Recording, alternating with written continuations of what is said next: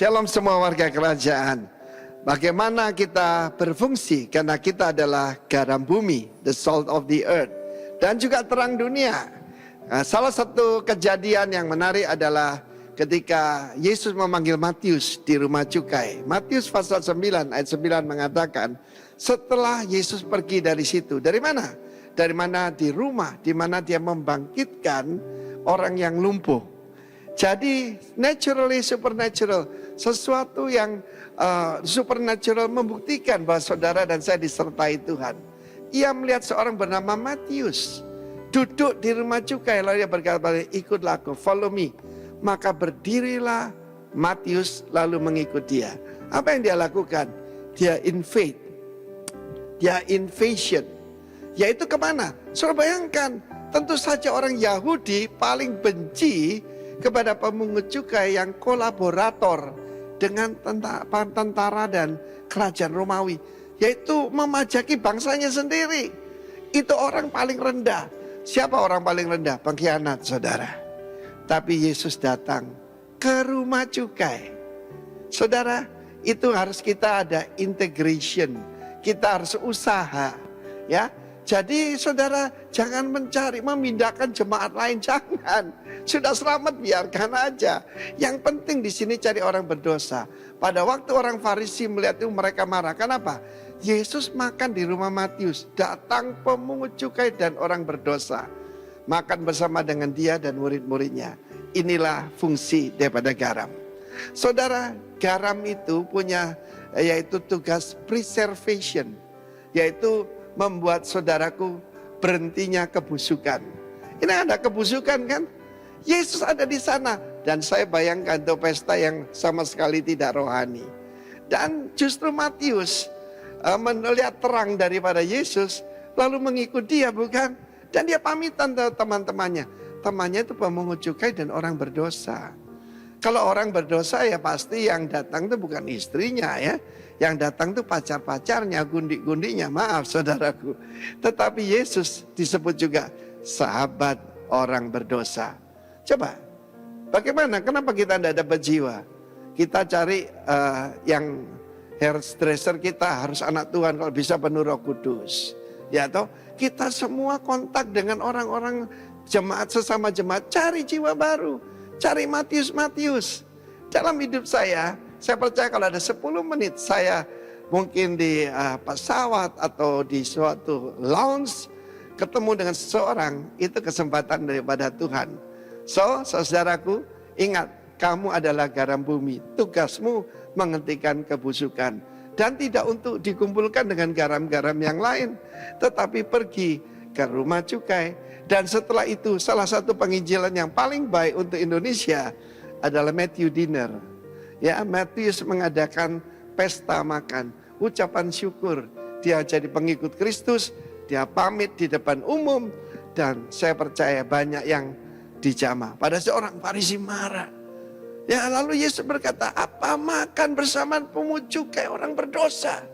Itu sesuatu yang najis. Saudara, di luar kuasa Roh Kudus, kalau kita itu ada 1 telur busuk dari 100, satu keranjang isinya 100 telur, semua jadi busuk. Tapi aneh, kalau ada 99 busuk, ada 1 yang penuh Roh Kudus, yang 99 jadi sembuh, saudara. Itu bedanya perjanjian lama dengan perjanjian baru. Di mana kuasa Roh Kudus itu menguduskan, Roh Kudus itu membenarkan, Roh Kudus menyucikan. Yesus berkata, bukan orang sehat memerlukan tabib, tetapi orang sakit. Pergilah dan pelajari arti firman ini. Yang ku kendaki, ya, yaitu adalah bukan persembahan, tetapi memanggil orang benar, melainkan orang berdosa. Be like Jesus. God bless you warga kerajaan. Amin. Silakan duduk Bapak Ibu sekalian. Shalom. Puji Tuhan. Salam sejahtera buat kita sekalian. Rasanya sudah berabad-abad tidak khotbah ya di tempat ini. Oke, biasanya. Iya. Puji Tuhan, senang sekali ya pagi ini bisa kembali melayani tempat ini ya. Firman Tuhan yang mau saya sampaikan pagi hari ini saya beri judul Allah dan jiwaku ya. Allah dan jiwaku. Nah Bapak Ibu Saudara sekalian, kalau kita periksa di dalam Alkitab kita ya, kita akan menemukan kata jiwa atau roh itu dipakai itu sampai 1000 kali lebih secara bergantian menunjuk kepada sisi batiniah ya dari kehidupan kita sebagai manusia. Kalau kita melihat saat penciptaan manusia, saudara, di pasal 2 dari kitab Kejadian itu, maka Allah membentuk manusia dengan debu tanah, lalu kemudian menghembuskan nafas ke dalamnya dan jadilah makhluk hidup. Dan sejak saat itu, apa yang membuat manusia bernilai adalah jiwanya. Ya.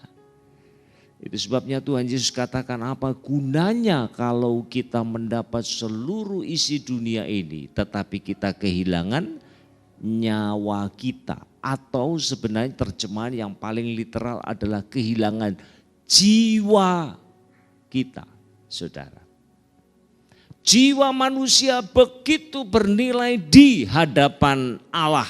Bahkan ada satu ayat di Perjanjian Baru yang mengatakan tujuan Allah mengaruniakan iman adalah untuk keselamatan jiwa.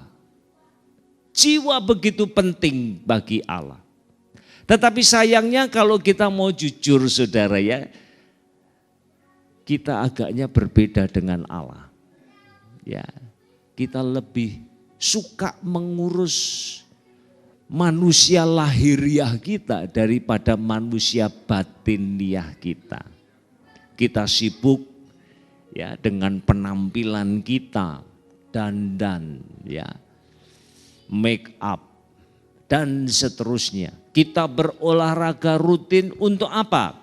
Untuk menjaga kesehatan tubuh fisik kita.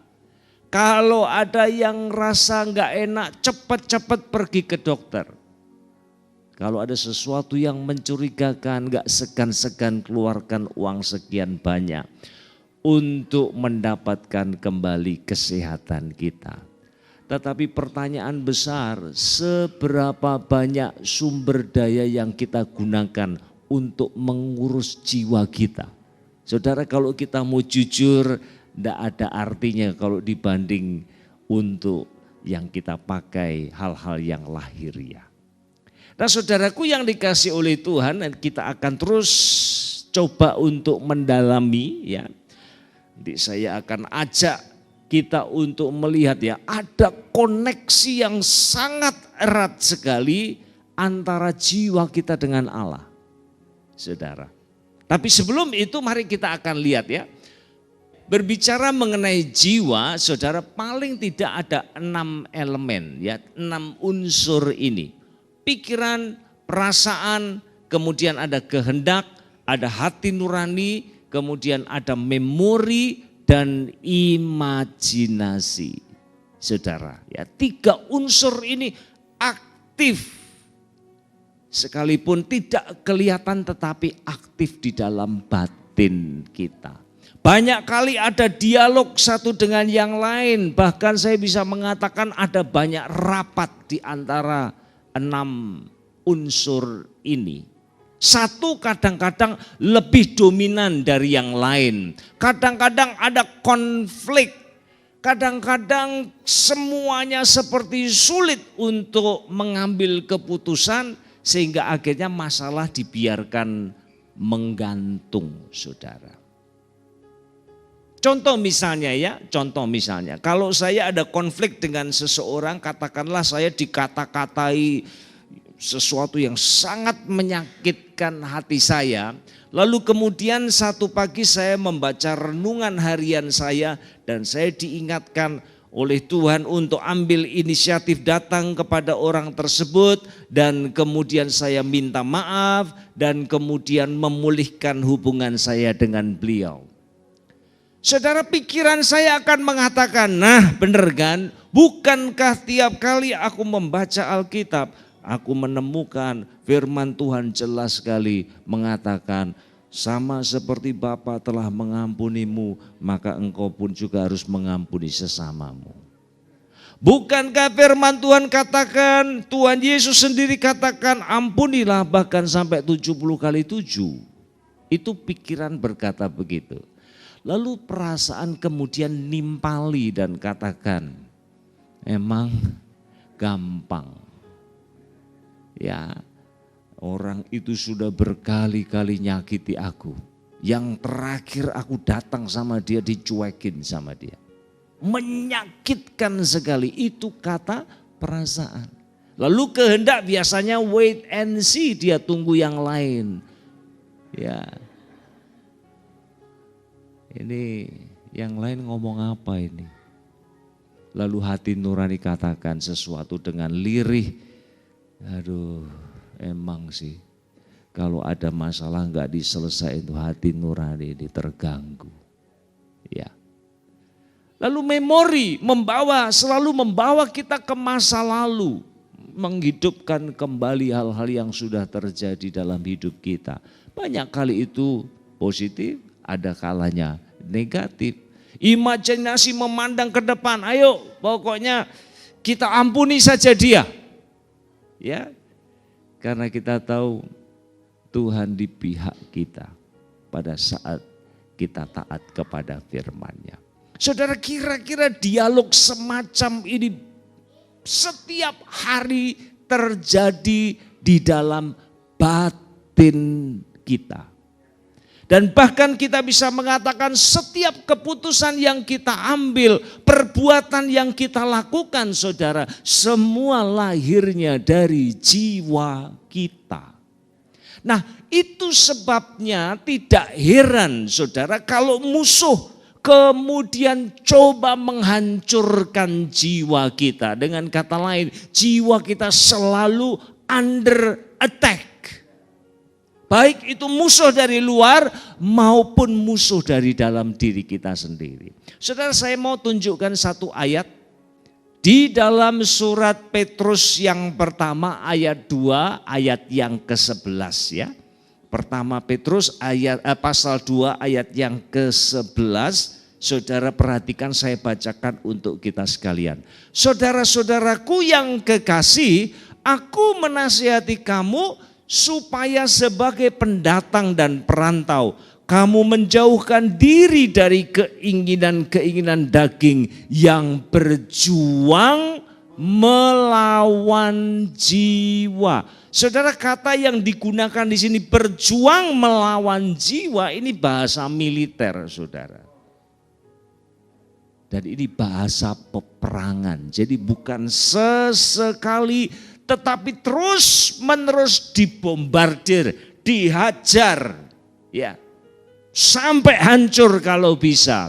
Dan itulah yang terjadi. Itu sebabnya tidak heran kalau kemudian jiwa kita bisa mengalami depresi, bisa mengalami stres, bisa mengalami kepahitan, bisa mengalami duka cita yang berkepanjangan dan seterusnya. Dan seterusnya. Dan ketika itu terjadi saudara, maka jiwa kita menjadi lumpuh dan akibatnya hidup kita tidak produktif. Saudara. Tetapi puji Tuhan, Allah punya jalan keluar.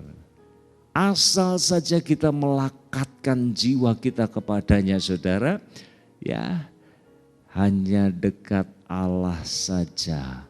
Aku itu juga terjemah literalnya sebenarnya jiwaku tenang. Saudara, puji Tuhan. Itulah kunci satu-satunya yang akan membuat kita, jiwa kita kemudian mengalami damai sejahtera bahkan ketika sekeliling kita mengalami gejolak yang luar biasa. Saudara. Nah, Oleh karena itu, ya sebab ini adalah kebenaran ilahi, saat jiwa kita melekat pada Tuhan, maka kita utuh, maka kita mengalami shalom itu.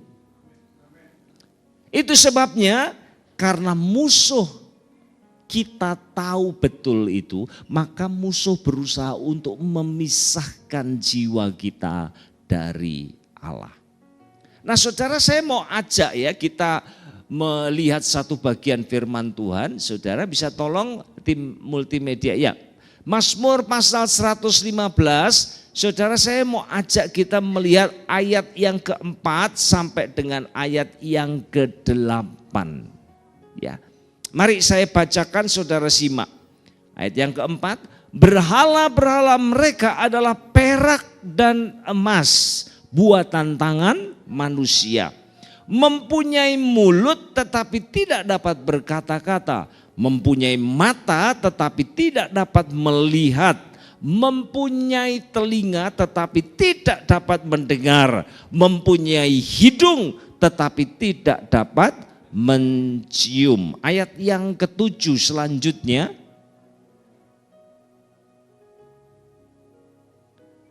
Mempunyai tangan tetapi tidak dapat meraba-raba, mempunyai kaki tetapi tidak dapat berjalan, dan tidak dapat memberi suara dengan kerongkongannya. Ayat 8 baca sama-sama, 2, 3. Seperti itulah jadinya orang-orang yang membuatnya dan semua orang yang percaya kepadanya. Saudara, ini kesimpulan yang sangat jelas sekali. Ya. Pertama, pemazmur menggambarkan bahwa sesungguhnya semua berhala itu sia-sia, tidak berdaya.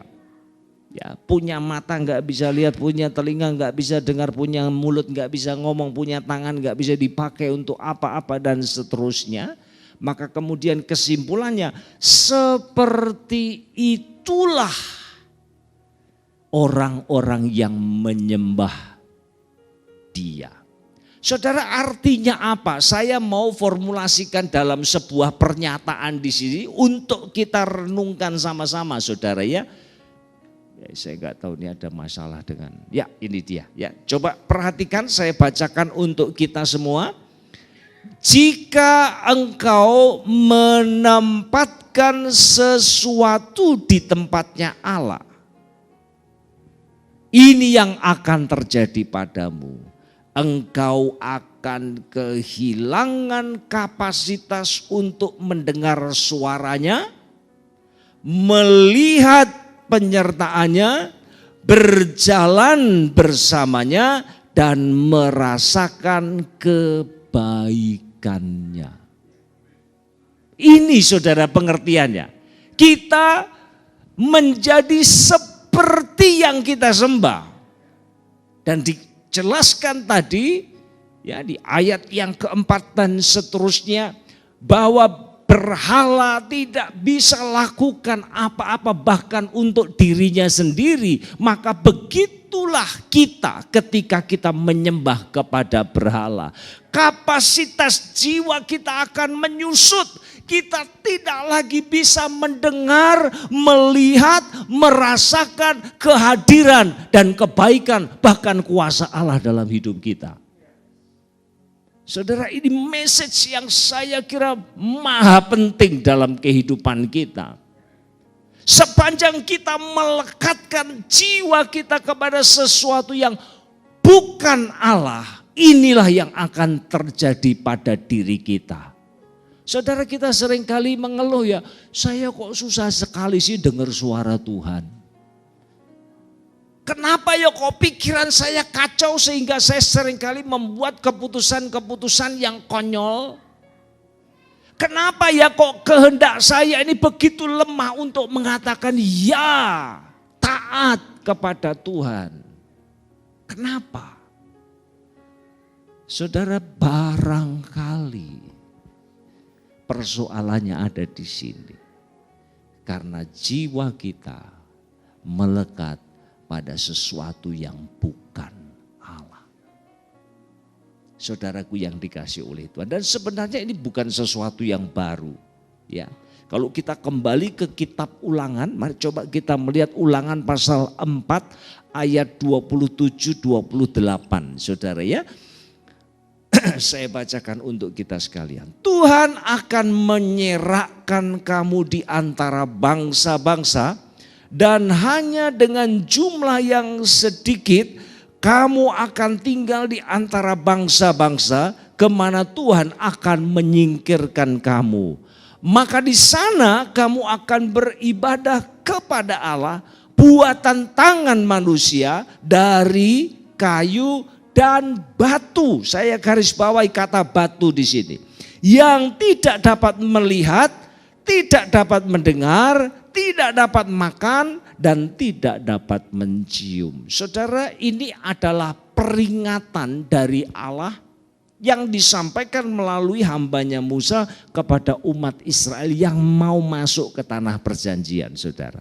Mereka diingatkan bahwa kalau kamu sudah berdomisili di tanah perjanjian, kamu sudah beranak cucu, maka hati-hatilah, jangan kamu jatuh ke dalam penyembahan berhala. Kalau kamu jatuh ke dalam penyembahan berhala, maka hal-hal buruk inilah akan terjadi padamu.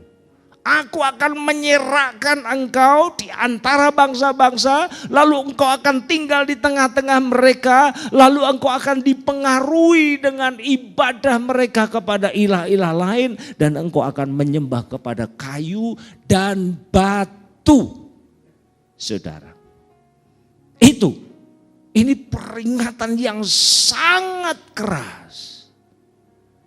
Dan ironisnya, saudara, kira-kira 800 tahun kemudian pada zamannya Yeremia dan Yehezkiel ini terjadi. Saudara, mari saya ajak kita melihat di Yeremia pasal yang kelima ayat yang ketiga. Saudara, perhatikan ayat ini. Ya Tuhan, tidakkah matamu terarah kepada kebenaran? Engkau memukul mereka, tetapi mereka tidak kesakitan.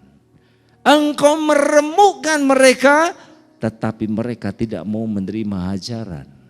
Mereka mengeraskan kepalanya lebih daripada batu, dan mereka tidak mau bertobat. Saudara lihat di sini. Menyembah kepada batu, maka hati mereka menjadi seperti batu. Bahkan ketika Allah sudah menghajar mereka, sudah mencambuk mereka, mereka enggak responsif, saudara. Mereka enggak peka lagi, mereka enggak bisa melihat tangan Tuhan yang bekerja mendisiplin kehidupan mereka. Karena dosa-dosa yang mereka lakukan, mereka kehilangan kepekaan kepada Allah dan karyanya.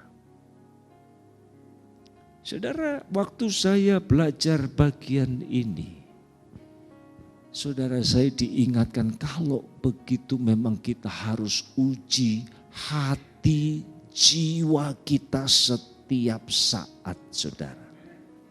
Bukan hanya masalah di permukaan saja ya, saudara. Kenapa ya saya ini kok baca Alkitab aja kok bolong-bolong, susah sekali untuk mendisiplin diri. Untuk berdoa saja lo susah. Saudara, masalahnya bukan hanya di permukaan itu saja, tetapi ada di dalam sini, saudara. Ada di dalam sini persoalannya. Dan sebelum itu diselesaikan, kita nggak akan pernah menyelesaikan yang di permukaan itu. Tidak akan pernah. Saudara, saya mau ajak kita melihat satu kutipan ya, ini terakhir saudara ya, dari John Calvin. Ya, ini sangat terkenal sekali sebenarnya kutipan ini. The human heart is a perpetual idol factory. Sudah perhatikan ya, perpetual itu artinya terus menerus ya. Jadi artinya hati manusia itu pabrik yang tidak pernah berhenti memproduksi berhala. Coba bayangkan, perpetual itu senantiasa, terus menerus, gak pernah berhenti. Saudara bayangkan, musuh dari luar mau memisahkan diri kita dari Allah dengan berbagai macam cara, pencobaan yang sangat menarik sekali. Lalu hati kita sendiri, saudara, yang telah jatuh ke dalam dosa, mudah sekali untuk jatuh ke dalam penyembahan berhala. Bahkan dia akan cenderung untuk memproyeksikan berhalanya sendiri. Bapak Ibu Saudara sekalian, ini tantangan yang luar biasa buat kita semua. Awalnya ya kerja, ya memang harus kerja. Tapi lambat laun saudara ya, karena tuntutan, karena barangkali juga ada semacam martabat yang dipertaruhkan di situ, kerja lebih keras lagi. Pikiran, energi kita banyak kita luangkan di situ sehingga kita akhirnya menjadi sibuk sekali. Lalu kemudian mulai jam doanya berkurang, capek. Baca firman mulai bolong-bolong, kegiatan gereja mulai absen. Saudara, kelihatannya itu adalah kehidupan yang normal. Tetapi sesungguhnya ada maksud jahat di situ yang dikerjakan oleh iblis. Tuhan dia mau pisahkan jiwa kita dari Tuhan dan mulai fokus kepada sesuatu yang lain yang bukan Allah. Dan menomorsatukan itu lebih dari yang lain termasuk Allah sendiri, saudara.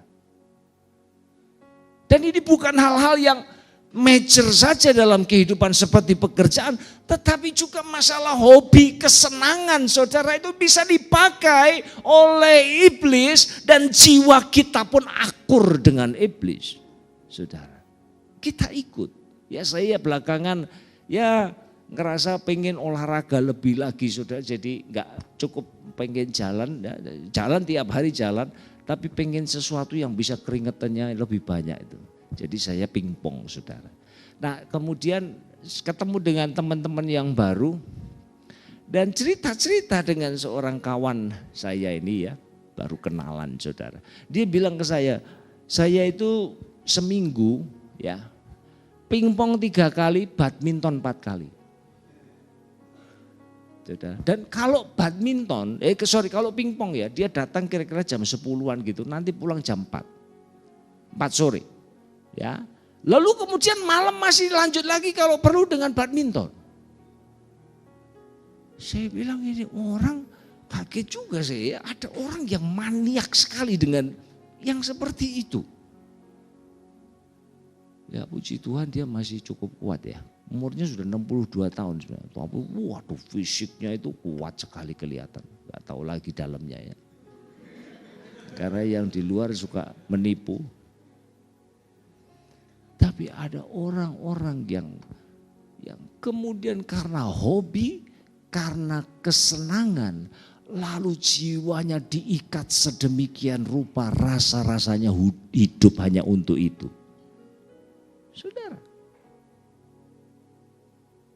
Nah, ketika itu terjadi, tidak heran saudara, hati kita ini enggak lagi peka dengan suara Tuhan, dengan pimpinan Tuhan, dengan penyertaan Tuhan. Tidak lagi peka. Kenapa? Karena kita lebih cinta kepada sesuatu yang lain, yang bukan Tuhan. Sama sekali, saudara. Bagaimana dengan makanan? Punya teman yang pikirannya makan saja. Ada enggak yang seperti itu? Saya punya teman yang seperti itu ya. Dia kalau pergi kemana-mana itu agenda pertamanya sudah daftar. Ya, pagi soto babat, itu pagi ya jam 8, jam 10 nanti rujak.